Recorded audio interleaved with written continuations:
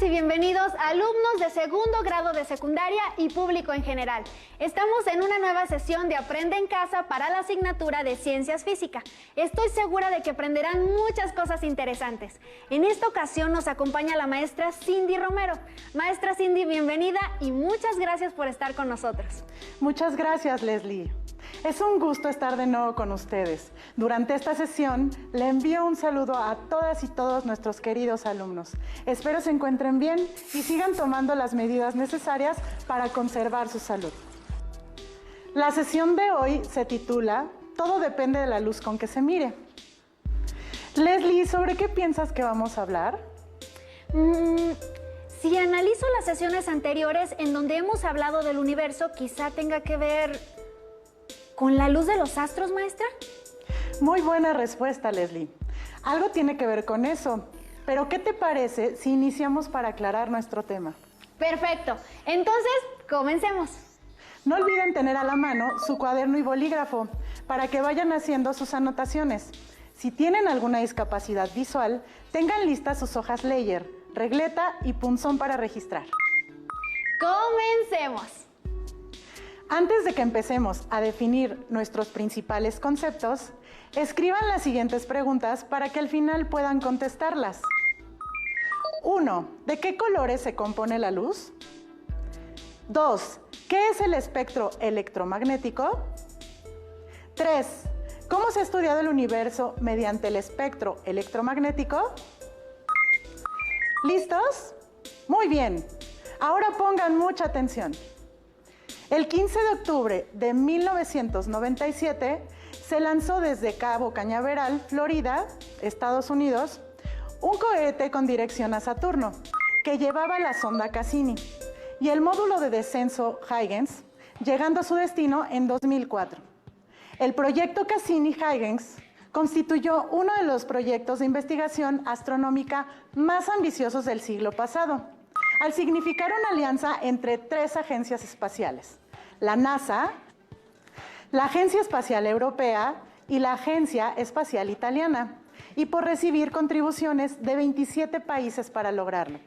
La sonda Cassini contaba con alrededor de 12 instrumentos, entre los cuales se encontraban diversos tipos de espectrómetros, espectroscopios y radares, que le permitieron estudiar a detalle tanto Saturno como algunas de las lunas como Titán y Mimas. ¿Cuántos instrumentos? ¿Y no hubiera sido suficiente con solo llevar los telescopios? Apuesto a que se podría haber ahorrado mucha energía para llegar hasta allá y mantenerlos funcionando. Es verdad, Leslie, aunque no hubiera podido recabar los mismos datos. ¿A qué datos se refiere, maestra? A información que se encuentra en otros rangos del espectro electromagnético.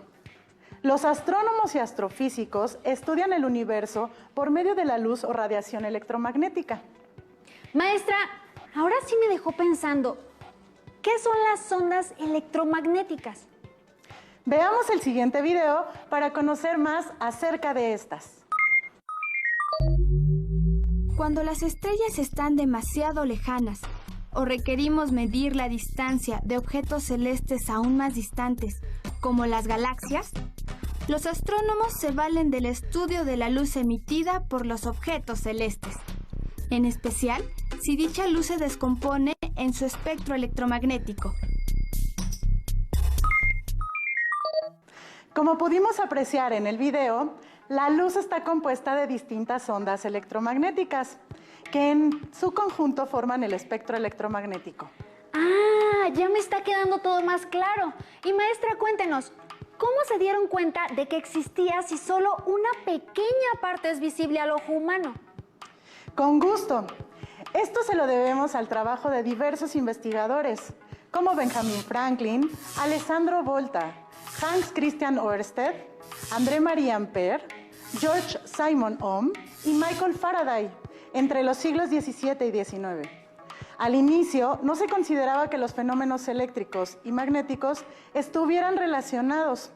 Esto se fue descubriendo con base en evidencia recabada por dichos investigadores. En particular, los trabajos de Ørsted y Faraday brindaron mucha claridad. Finalmente, en 1864, el científico escocés James Clerk Maxwell presentó un conjunto de ecuaciones en las que se unificaba la electricidad, el magnetismo y la luz como manifestaciones del mismo fenómeno, conocido como electromagnetismo. ¡Qué interesante, maestra Cindy! Así es, Leslie. Además, Maxwell demostró que estas ondas viajan a 300,000 kilómetros por segundo. ¿La velocidad de la luz? Exactamente. Recordemos que hay diferentes tipos de ondas. De acuerdo con el medio en el que se propagan, esencialmente se pueden clasificar en mecánicas, como el sonido, y las ondas sísmicas y electromagnéticas, la luz. Las ondas electromagnéticas comparten algunas características con las otras ondas, pero también tienen sus peculiaridades. Conozcamos más acerca de estas características viendo el siguiente video. La energía puede transferirse de un punto a otro sin que la materia tenga que desplazarse con ella. Esto se logra mediante ondas. Las ondas electromagnéticas están compuestas de campos eléctricos y magnéticos que oscilan rápidamente y que viajan a la velocidad de la luz. En estas ondas, los campos eléctrico y magnético son perpendiculares entre sí y respecto a la dirección del movimiento de la perturbación, por lo que son ondas transversales. Cuando una onda electromagnética se propaga, el campo eléctrico variable produce un campo magnético y el campo magnético variable produce un campo eléctrico. Una onda electromagnética puede propagarse en el vacío, aunque también puede hacerlo en un medio material. Hay muchos tipos de ondas electromagnéticas y su diferencia radica en su frecuencia, pues las hay de baja frecuencia pero de longitud larga, y las hay de alta frecuencia cuya longitud de onda es corta. El conjunto de ondas electromagnéticas constituye el espectro electromagnético en el cual se representan desde las ondas más largas hasta las más cortas. Las ondas más largas se utilizan para las transmisiones radiofónicas. Otras ondas de menor longitud se utilizan para calentar alimentos.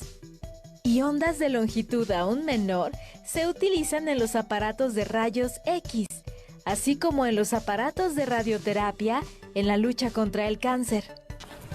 Las radiaciones comprendidas entre los 700 y 400 nanómetros y que percibimos con nuestros ojos son la luz visible.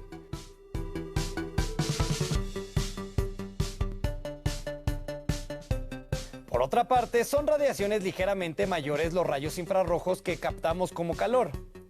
Y las ligeramente menores a las que podemos ver son las radiaciones ultravioletas, que tampoco percibimos, pero que pueden causarnos quemaduras severas. En el video se mencionaron características que distinguen a una onda electromagnética frente a una de tipo mecánico. Las ondas electromagnéticas son transversales, mientras que las mecánicas pueden ser transversales y longitudinales. Por otra parte, también se menciona que las ondas electromagnéticas pueden propagarse tanto en el vacío como en un medio material como el agua, en tanto que las mecánicas, como el sonido, necesitan siempre de un medio que puede ser un sólido, un líquido o un gas. Es por eso por lo que las ondas electromagnéticas emitidas por los diferentes elementos del universo pueden llegar a nosotros. Al haber vacío en el espacio, las ondas sonoras, que son de tipo mecánico, no pueden viajar, pero las electromagnéticas sí. Excelente deducción, Leslie. Genial. Hablemos ahora de las características comunes entre estas ondas. Sí, para comenzar, todas las ondas transportan información y energía. Además, se distinguen por dos características, principalmente, por su longitud y por su frecuencia, las cuales son propiedades básicas de las ondas que tienen una periodicidad. Cierto, en el video se menciona la longitud y la frecuencia. ¿Nos podría ayudar, maestra, a entender estos conceptos de una mejor manera? Por supuesto. Una onda tiene una forma general. Está formada por crestas o puntos más altos y valles o puntos más bajos. La longitud de onda es la distancia entre dos crestas o dos valles consecutivos. Al ser una longitud, la unidad en la que se mide también tiene que ser de longitud. Por ejemplo, se puede medir en nanómetros, milímetros, centímetros, metros e incluso kilómetros. Entiendo, la longitud de onda es fácil de entender. Así es. Platiquemos ahora acerca de la frecuencia. Leslie, ¿tienes algún pasatiempo? ¿Algún pasatiempo? Me gusta mucho dibujar. ¡Qué bien! ¿Y con qué frecuencia lo haces en un mes? Depende, cuando estoy muy ocupada lo hago no tan frecuentemente. Probablemente lo hago unas 2 veces al mes. Si estoy más relajada lo hago con mucha frecuencia, como 9 o 10 veces durante el mes. Muy bien, Leslie. Esto es la frecuencia para cualquier actividad o fenómeno. El número de eventos en un periodo de tiempo. Para las ondas sucede de la misma manera. La frecuencia es el número de ciclos u oscilaciones completas de la onda por segundo. Ah, entonces estas ondas se componen de varios ciclos completos y la frecuencia es cuántos de estos ciclos hay en un segundo. Efectivamente, Leslie. La unidad de la frecuencia son los hertz.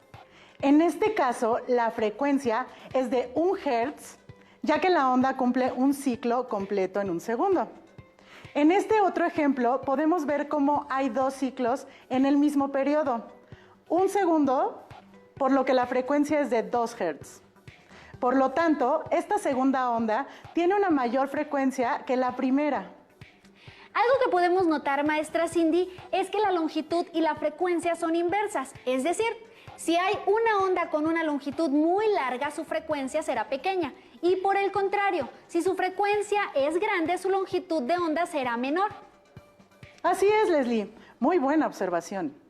Regresando al tema del espectro electromagnético, está compuesta por ondas electromagnéticas con diferente longitud y frecuencia, por lo que está dividido en regiones. Como pudimos ver en el video y ahora en esta imagen, hay ondas de radio infrarrojo, visibles, ultravioleta, rayos X y rayos gamma, ordenada de manera descendente en cuanto a su longitud de onda. Es decir, las ondas de radio tienen la mayor longitud de todas. Los rayos gamma tienen la menor longitud, pero la mayor frecuencia. Y los rayos X tienen menor longitud que las ondas visibles, pero mayor frecuencia. Tienes razón, Leslie.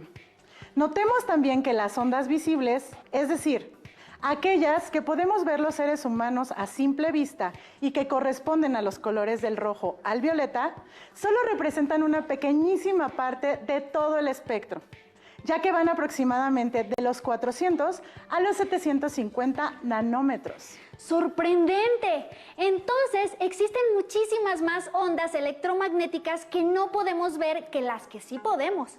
Efectivamente, Leslie. ¿Y cómo se relaciona todo esto con el estudio del universo? Excelente pregunta, Leslie.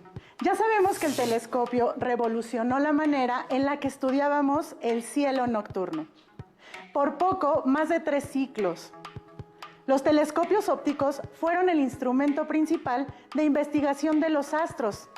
A partir del siglo XX, otras tecnologías comenzaron a incorporar de manera más extendida para apoyar en la importante tarea humana de conocer nuestro hogar, el universo. ¡Fascinante! Platíquenos más acerca de estas tecnologías, maestra Cindy. Con gusto. El estudio del universo a través de otras frecuencias del espectro electromagnético no ha sido sencillo. Existen grandes retos que se tenían que superar. Pero bien sabemos que la humanidad siempre se ha destacado por ser persistente e inventiva, por lo que desarrolló una serie de tecnologías, técnicas e incluso ciencia básica para lograrlo. Vaya que sí somos una especie muy tenaz. Por supuesto. Las ondas de radio provenientes del espacio se detectaron en 1931 y como muchos fenómenos en la ciencia fue por serendipia o por casualidad. Carl Guthrie Jansky era un joven ingeniero estadounidense con una gran afición por la física y que trabajaba en los laboratorios de la compañía telefónica Bell. Jansky se encontraba estudiando señales de interferencia que afectaban la comunicación radiotelefónica de la compañía. Construyó una antena diseñada para recibir ondas de radio y que giraba en su eje de tal manera que podía analizar las señales a su alrededor. Durante varios meses detectó y clasificó diferentes tipos de interferencias, pero una le llamó la atención porque no le encontraba explicación. ¿Qué tipo de señal era, maestra? Era una débil, pero constante señal, cuya intensidad aumentaba una vez al día. Al ser tan curioso, Jansky comparó sus observaciones con mapas astronómicos y se dio cuenta de que la luz provenía de la constelación de Sagitario, la cual está alineada con el centro de nuestra galaxia, la Vía Láctea. Jansky comunicó su descubrimiento y con eso se abrió una gran ventana a la exploración del universo a través de ondas distintas al espectro visible. ¡Qué impresionante descubrimiento! ¿Qué más estudios o hallazgos se han realizado utilizando las ondas de radiofrecuencia? En particular, se han estudiado las ondas de radio provenientes de nubes de gas que se encuentran en el medio interestelar o entre los componentes del universo como las galaxias, cuestión que no es tan sencilla mediante la luz visible. También se han estudiado señales provenientes de galaxias distantes formadas hace miles de millones de años. Los pulsares o estrellas de neutrones también han sido muy estudiadas mediante la radioastronomía, rama de la astronomía que realiza sus investigaciones utilizando la longitud de onda de las ondas de radio y microondas. Las microondas son básicamente ondas de radio con mayor energía, por lo que también son estudiadas por la radioastronomía. En cuanto a estas, han sido trascendentales porque la radiación de fondo está dada por este tipo de ondas. Y recordemos que esta es la energía remanente del origen del universo y prueba del modelo del Big Bang.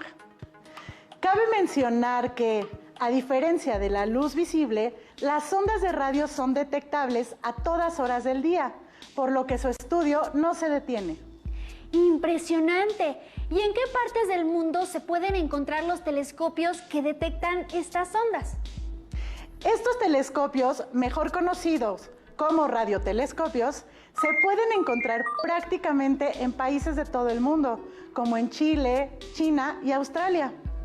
El plato de su antena mide en promedio 25 metros y puede encontrarse de manera individual o en arreglos para tener una mejor resolución. Incluso en México contamos actualmente con el gran telescopio milimétrico Alfonso Serrano, el cual es el radiotelescopio que detecta un mayor rango del espectro de las ondas de radio en el mundo. Está localizado en el pico del volcán Sierra Negra, en Puebla, y es parte de un proyecto binacional con los Estados Unidos. Tiene por objetivo analizar procesos físicos y químicos relacionados con la formación y evolución de distintos componentes del universo, como galaxias, estrellas, sistemas planetarios y agujeros negros. ¡Qué interesante y qué orgullo que México participe en proyectos de ese nivel! Así es, Leslie. ¿Qué tal si nos platica ahora acerca del estudio de las ondas infrarrojas provenientes del universo? La radiación infrarroja, que en el espectro electromagnético va desde los 350 milímetros de longitud de onda hasta los límites con la luz visible cerca de los 750 nanómetros, se conocía desde 1800, gracias a William Herschel, quien estudió el espectro de la luz solar y se percató de ella, aunque no fue sino hasta el siglo XX que su estudio estuvo en apogeo y se instauró la rama de la astronomía conocida como astronomía de infrarrojo. Es posible utilizar telescopios similares a los de la astronomía óptica, pero para poder analizar estas ondas de manera eficiente fue necesario desarrollar detectores especializados. ¿Qué complicaciones existen para su detección?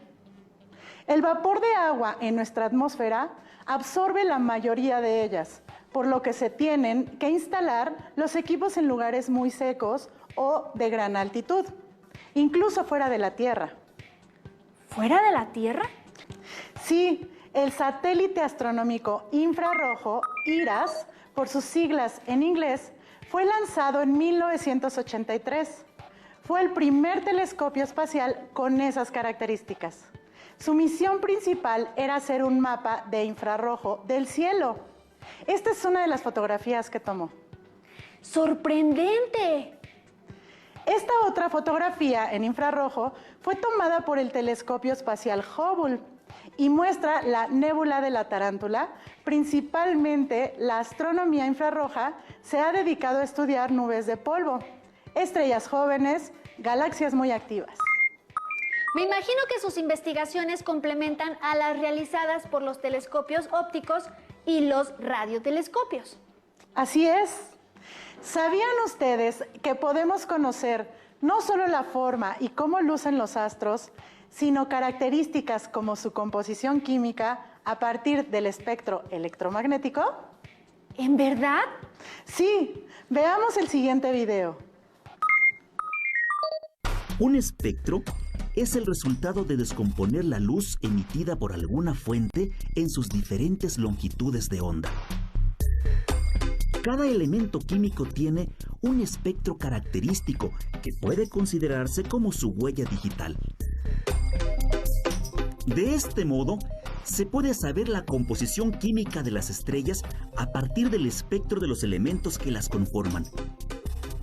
Existen diferentes instrumentos para determinarlos. Los más importantes son el espectrógrafo y el espectroscopio.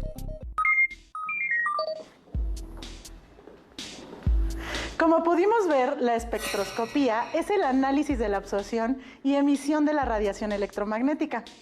La astronomía espectroscópica utiliza este principio para medir el espectro electromagnético en sus diferentes rangos, aunque de manera especial en el rango de las ondas de radio, luz visible y rayos X, emitido por cuerpos celestes como galaxias, estrellas y planetas. Uno de los primeros espectroscopios formales se le atribuye a Gustav Kirchhoff y Robert Bunsen, quienes descubrieron en 1859 que, al someter sustancias químicas a temperaturas de incandescencia, estas emiten un espectro de luz que es único para cada elemento. Actualmente se utilizan espectroscopios adaptados a telescopios en tierra o en sondas espaciales, como la Cassini, de la que hablábamos al principio. ¡Qué interesante, maestra Cindy! Ya solo nos falta hablar de las últimas ondas en el espectro electromagnético, las ondas ultravioleta, los rayos X y los rayos gamma. ¿Estas también nos sirven para estudiar el universo? ¡Claro! Estas ondas también han sido muy importantes para su comprensión. La mayoría de las ondas ultravioleta son absorbidas por la capa de ozono de la atmósfera, por la que, para detectarlas de una mejor manera, se han tenido que construir telescopios y detectores para enviarlos fuera de la Tierra, montados en algunos satélites y en telescopios espaciales como el Hubble. Este análisis es utilizado para estudiar estrellas muy jóvenes, ya que la radiación que emiten está en este rango. En las galaxias espirales como esta, son muy notorias las regiones de formación estelar. Aquí se puede ver la comparación con respecto a una fotografía tomada por el Hubble. ¡Qué hermosa galaxia! Y sí se notan más brillantes esas regiones de formación de estrellas, como lo mencionó. ¿Y con respecto a los rayos X? Su estudio asociado con la astronomía comenzó en los años 60. En 1970 se puso en órbita un satélite que identificó más de 300 fuentes de rayos X, cuya señal llega a nosotros. Los rayos X transmiten mucha más energía que las otras ondas que hemos visto hasta ahora. Recordemos que la energía aumenta con la frecuencia, así que las fuentes de rayos X en el universo están relacionadas con eventos en los que se liberó mucha energía, como son las supernovas, galaxias muy activas e incluso agujeros negros. Estas son imágenes reconstruidas a partir de señales de rayos X, brindadas por el Observatorio de Rayos X Chandra, el cual se sitúa en órbita terrestre. Es uno de los observatorios más importantes y el año 2021 aún continúa en operaciones. ¡Impresionantes imágenes! Las últimas ondas electromagnéticas en el espectro son los rayos gamma. Estos tienen las longitudes de onda más corta, pero las frecuencias y energías más grandes. Su estudio se conduce principalmente en el espacio, ya que también la mayoría de los rayos gamma se absorben en la atmósfera, aunque hay algunos observatorios en tierra, como el Observatorio de Gran Altura de Agua Cherenkov, Ohio, situado en Puebla, que las estudia. ¡Excelente! ¿Y qué se ha podido observar en este rango del espectro electromagnético? Se han podido detectar explosiones de supernovas, estrellas de neutrones que se acercan entre sí, pulsares, agujeros negros. ¡Maravilloso, maestra! Aprender de todas estas formas para el estudio del cosmos ha sido muy interesante. Así es. Todas estas formas de observación aportan a nuestro conocimiento del universo. Ahora que conocen más sobre el tema, intenten contestar las preguntas del inicio de la sesión. No olvides leer sobre este tema en tu libro de texto y compartir tus nuevas experiencias y conocimientos con tu familia. Agradecemos su intervención en esta sesión, maestra Cindy. Y a ustedes los invito a que nos acompañen en nuestra próxima emisión. ¡Hasta la próxima! Si tienes dudas o necesitas ayuda, llama al Centro de Apoyo Pedagógico a Distancia. El número de teléfono para secundaria es el 55 36 01 71 23. Si requieres consultar los libros de texto en versión digital, recuerda que los puedes encontrar en la página conalitec.cep.gov.mx.